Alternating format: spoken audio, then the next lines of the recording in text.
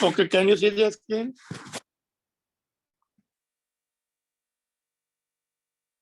Can you hear me?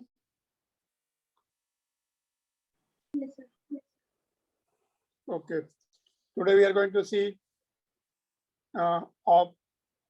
optoelectronic junction devices, optical diode we can say, which are dealing with the photons. So there are three types. First one is the photodiode. Photodiode जो होता है, it is basically a photon detector. It detects the photons. In other words, it detects the signals, optical signals in optical communication. Optical communication में optical fiber होती है ऐसी. Optical fiber से LED light emitting diode signals भेजते हैं, उसमें TIR होके दूसरी एंड से फोटो डायोड रिसीव करते सिग्नल्स. तो रिसीविंग की एक कंडीशन होती है, कब रिसीव कर पाएंगे, है ना. तो that's what we are going to see. तो photodiodes are basically photon or signal detector used in optical communication. It is operated under reverse bias. Reverse bias में सेंसिटिविटी ज्यादा होती है, इसलिए रिवर्स बायस में यूज करते हैं उनको, है ना. देखो पी साइड जो है नेगेटिव के साथ कनेक्टेड करके रखा है और एन साइड पॉजिटिव के साथ, है ना. Diode is fabricated with transparent window. Transparent window इसलिए होती है कि उसमें सिग्नल जा सके अंदर और डिटेक्शन इजी होता है. कंडीशन क्या है डिटेक्शन की? इंसिडेंट फोटोन जो होते हैं जिसकी energy h nu or hf should be greater than Eg. Eg is the energy gap in the semiconductor diode. Semiconductor diodes जो होते हैं उसमें जो सिलिकॉन एंड जर्मेनियम होते हैं उनका जो एनर्जी गैप है उससे ज्यादा होनी चाहिए फोटोन की एनर्जी, तभी एक्स्ट्रा इलेक्ट्रॉन लगेगा कि यहाँ इनकमिंग सिग्नल्स है कि नहीं है. अगर extra electron hole pair generate ही नहीं हो रहे तो we can not detect them. उनको रिवर्स बायस करके रखेंगे. सपोज रिवर्स बायस में इतना करंट फ्लो हो रहा है, इनकमिंग फोटॉन्स जो है एच न्यू उन्होंने इलेक्ट्रॉन होल पेयर जनरेट किया तो करंट बढ़ जाएगा, और ज्यादा सिग्नल स्ट्रांग हुए तो और ज्यादा करंट बढ़ेगा, एंड सो ऑन.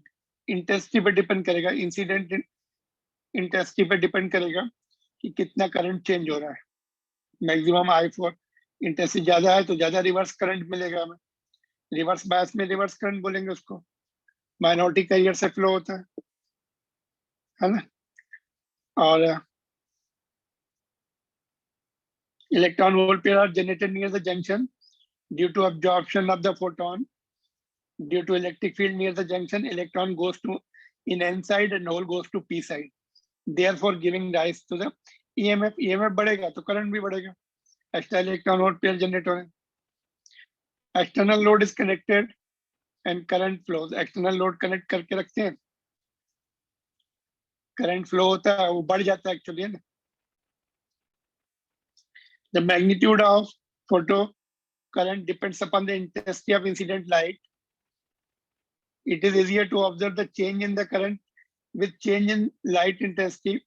जब लाइट इंटेंसिटी चेंज होगी तो करंट चेंज करना इजी है, ऑब्जर्व करना. इन the reverse bias. Reverse bias में क्यों? बिकॉज रिवर्स बायस में माइनॉरिटी कैरियर से फ्लो होता है जो कि नंबर्स में कम होते हैं और फोटोन भी जनरेट करते हैं कुछ इलेक्ट्रॉन होल पेयर, तो percentage change will be large which will be easy to detect. Reverse bias में कम electron hole pair they are taking part in the current, और जो इधर जनरेट करेंगे जब एक्स्ट्रा जनरेट होंगे easy to detect. Sensitivity will be more or easily can be detected. Condition to detect the signal already हमने ऊपर लिखा था, ऊपर लिखा हुआ है. रिवर्स बायस में ऐसा सेंसिटिविटी मोर को ऐसा भी ले सकते हैं. Fractional change due to the photo effect on the minority carrier is dominated in the reverse bias. Suppose reverse bias में 100 electrons and holes pair जो है करंट फ्लो कर रहे थे पहले, बाद में 10 और फोटोन ने 10 और जनरेट किए तो 110 हो जाएंगे, 10% ग्रोथ होगी, है ना। फॉरवर्ड बायस में बहुत ज्यादा electron hole pair they take part in the current, suppose 1 lakh है ना, या 10,000 है, तो 10 अगर और बढ़ गए तो बहुत कम बढ़े, हमें पता ही नहीं लगेगा कि करंट बढ़ा कि नहीं बढ़ा। तो fractional change is more here in reverse bias, इसीलिए रिवर्स बायस में यूज करते हैं उसको। Fractional change in the current is more easy to detect, और in other word sensitivity is more in the reverse bias, तो इसीलिए reverse bias में use करते हैं। कंडीशन बताई मैंने, है ना, कि H new should be greater than band energy gap of that material. Silicon है तो 1.1 ईवी होता है, जर्मेनियम का बना हुआ है तो 0.7 ईवी होता है, ठीक है। तो photodiode is basically photon detector. दूसरा कौन सा है? ये क्वेश्चन भी है, देखो एनसीईआरटी बुक में। PN photodiode is fabricated from the semiconductor with the band gap 2.8 eV. Can it detect the wavelength of this 6000 nanometer? तो कंडीशन ये होनी चाहिए, तो एनर्जी निकाल लो फोटोन की, Eg इज गिवन, फोटोन की एनर्जी इससे ज्यादा होगी तो डिटेक्ट करेगा। फोटोन की energy HF, F is equal to C by lambda put कर दिया यहाँ पर, सबकी वैल्यू पुट कर दी, और ईवी में कन्वर्ट करने के लिए 1.6 इंटू 10⁻⁻19 से डिवाइड भी कर दिया, तो 2 पॉइंट इतना आ रहा है 0.2 EV, which is less than 2 point, much less than 2.8, therefore cannot detect. Alright, तो ये वैल्यू चेंज करके तुम्हें दे सकते हैं कुछ। 600 नैनोमीटर होता तो तभी भी नहीं हो पाता, तभी भी 2.06 is less than 2.8.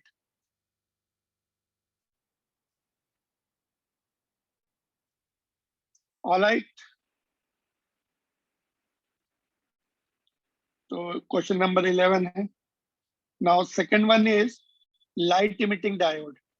Light emitting diode जो है ऑप्टिकल कम्युनिकेशन में तो यूज होते ही हैं, बल्ब भी है, एलईडी बल्ब भी आ गए हैं, एलईडी ट्यूबलाइट भी है, साइन बोर्ड्स में यूज करते, and so many uses, they have the many advantages, है ना। कम वोल्टेज खर्च होता है, ज्यादा लाइट मिलती है, they are more durable as compare to old bulbs, है ना, and long life, ruggedness and so on. तो they are used in remote control, optical communication, display boards, bulb, etc. Heavily doped होते, they are heavily doped, and which under the forward bias emits spontaneous radiation, and they are used in the, अच्छा ये भी देखो transparent cover में रहेंगे, encapsulated in transparent cover, है ना। अगर हमें एलईडी को रिमोट कंट्रोल में यूज करना है तो इंफ्रारेड रेडिएशन वाले यूज करेंगे, एज ए बल्ब यूज करना है तो विजिबल रेंज में यूज करेंगे, डिस्प्ले बोर्ड में भी विजिबल रेंज में यूज करेंगे, है ना। ऑप्टिकल कम्युनिकेशन में जो सिग्नल होंगे डिपेंड करता है कौन से सिग्नल यूज कर रहे हैं, अकॉर्डिंग टू दैट। तो डिफरेंट मटेरियल के डिफरेंट तुम्हें वेवलेंथ देंगे, डिफरेंट फ्रीक्वेंसी देते हैं।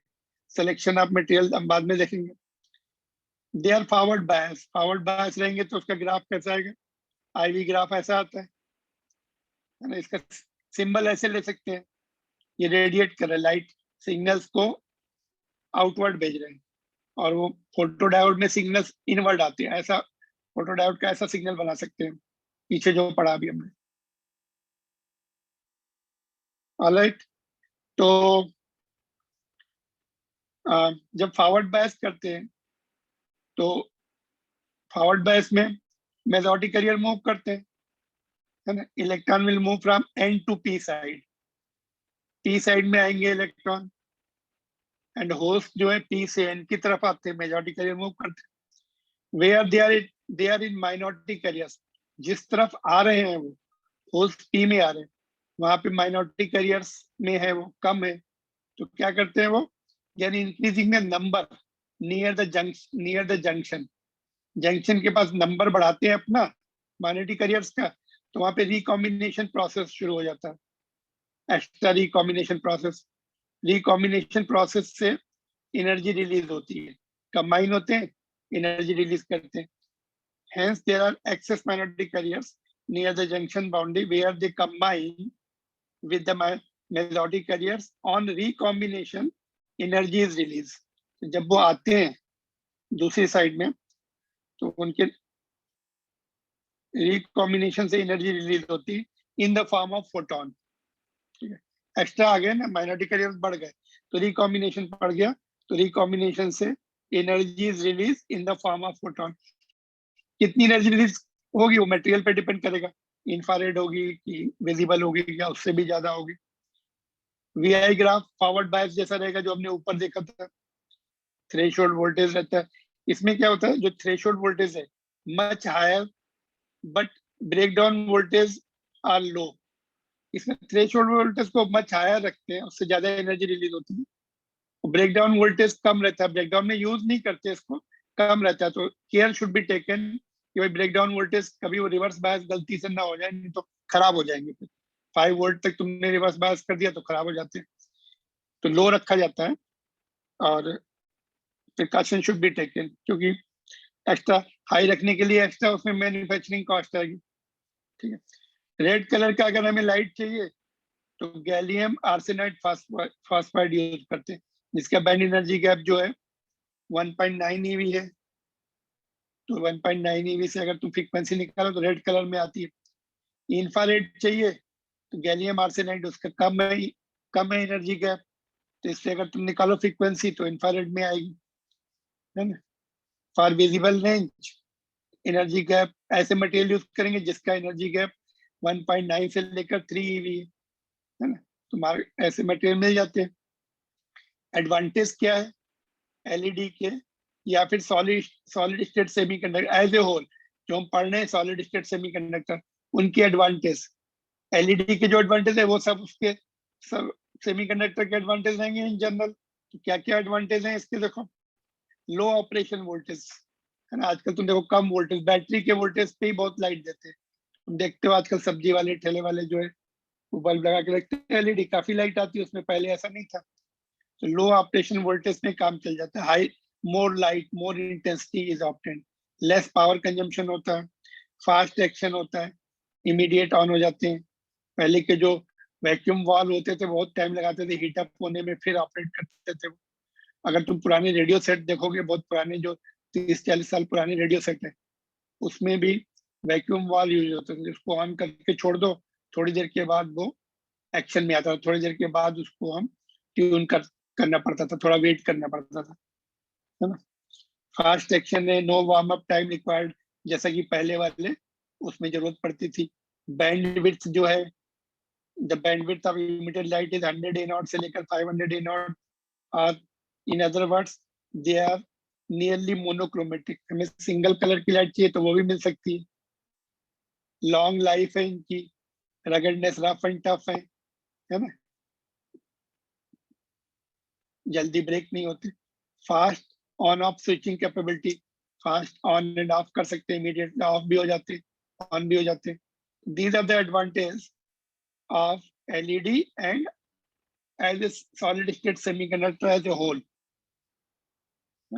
जो सॉलिड स्टेट सेमीकंडक्टर हैं जिसमें हम इलेक्ट्रॉन होल पेयर की बात कर रहे हैं, जो पढ़ रहे हैं हम लोग, उसको सॉलिड स्टेट सेमीकंडक्टर बोलते हैं. पुराने वाले vacuum based vacuum tube based semiconductor होते थे, फिलामेंट से ग्रिड से मेटल से बनाए जाते थे. उनके ये सब इतने सारे जो इसके एडवांटेज है वो उनके डिसएडवांटेज रहते थे, बल्कि रहते थे काफी बड़े बड़े.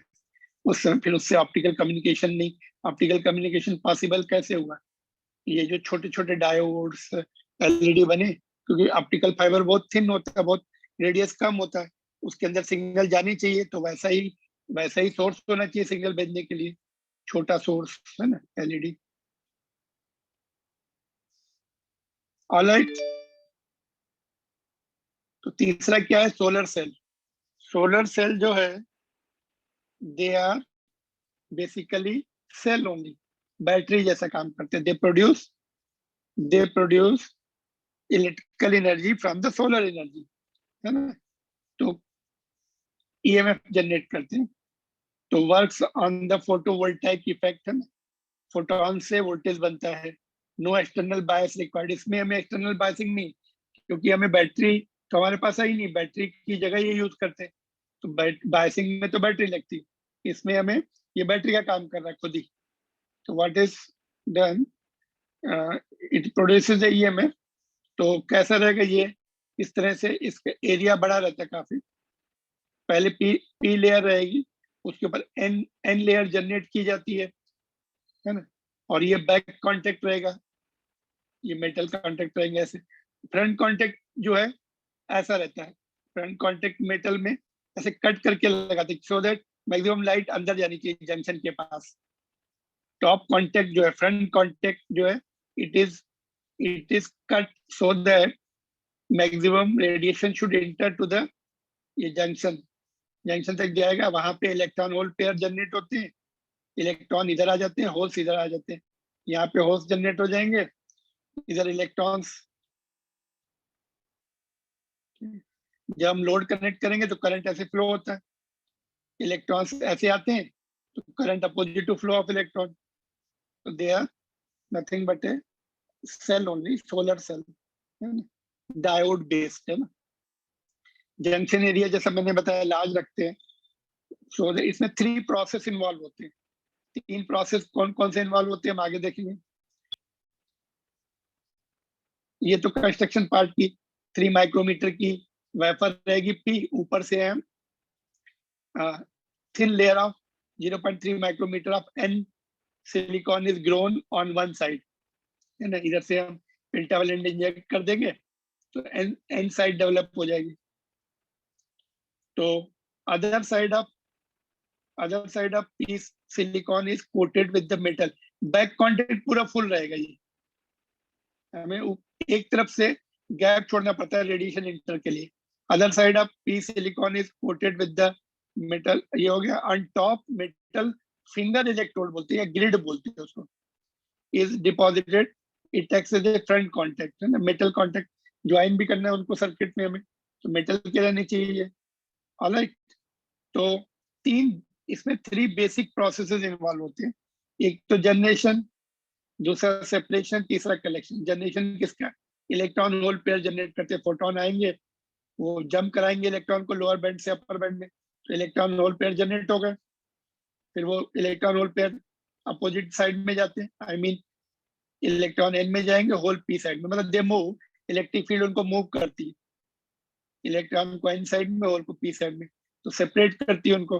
फिर यहाँ पे कलेक्ट किए जाते हैं यहाँ पर इस कॉन्टेक्ट पर, और उसके बाद पोटेंशियल डिफरेंस डेवलप हो जाता है। जब हम लोड कनेक्ट करेंगे तो करंट फ्लो शुरू हो जाता है। तो collection, electrons are swept to N side, holes are swept to P side and collected at the front and back contact. यहाँ पर नीचे क्या पी है, तो यहाँ पे होल कलेक्ट हो जाएंगे और यहाँ पर इलेक्ट्रॉन्स। तो जब कनेक्शन देंगे तो ये सेल बन गया, ये डेवलप हो गया। एक तरफ इलेक्ट्रॉन्स ज्यादा हो गए और दूसरी तरफ कम हो गए, इलेक्ट्रॉन होल्स बढ़ गए, तो ईएमएफ जनरेट। तो जब हम लोड कनेक्ट करेंगे तो it will be providing the current. तो 3, तो इसमें पूछा जाता है pointed question, what are the 3 processes. तो तुम्हें 3 प्रोसेस लिखने पड़ेंगे, ठीक है। और इसमें ये जो VI कैरेक्टरिस्टिक्स है या IV कैरेक्टरिस्टिक्स है, ये 4th क्वाड्रेंट में दिखाते हैं, ऐसी होती है। Why? Because they are not taking the current from the other battery. In fact, they are producing the voltage. So they are shown differently 4th quadrant में। जब बैटरी से ऑपरेट होते हैं तो फर्स्ट या सेकंड क्वाड्रेंट में उनको दिखाते हैं, but they are producing the EMF, so it is shown in the 4th quadrant. तो देखो यहाँ पे क्या, what is the explanation written? Note that IV characteristics of solar cell is drawn in the 4th quadrant of the coordinate axis. This is because the solar cell does not draw the current but supplies the same to the load. ये draw नहीं कर रहा है और ये supply कर रहा है लोड को, तो इसलिए इसको डिफरेंटली दिखाया गया है। यहाँ पर देखो ओपन सर्किट वोल्टेज है, जिस समय तुमने कुछ कनेक्ट नहीं किया हुआ है इतना वोल्टेज रहेगा। फिर तुमने अगर कनेक्ट कर दिया इसको तो धीरे धीरे ये वोल्टेज ड्रॉप होता था। अगर तुमने शॉर्ट सर्किट कर दिया यहाँ पूरा, तो एकदम से वोल्टेज ड्रॉप होके मैक्सिमम करंट फ्लो होगा। SC स्टैंड पर शॉर्ट सर्किट करंट और OC स्टैंड पर ओपन सर्किट वोल्टेज। कुछ नहीं कनेक्ट किया तो उतना वोल्टेज रहेगा, और तुमने शॉर्ट सर्किट कर दिया तो वोल्टेज डिक्रीज होके करंट बढ़ना शुरू हो जाएगा। Voltage will come down, current will go up. लेकिन अपोजिट अपने क्या बोलते हैं, इस तरफ दिखाया उसमें, करंट को नीचे दिखाया उन्होंने। Current is increasing in one particular direction.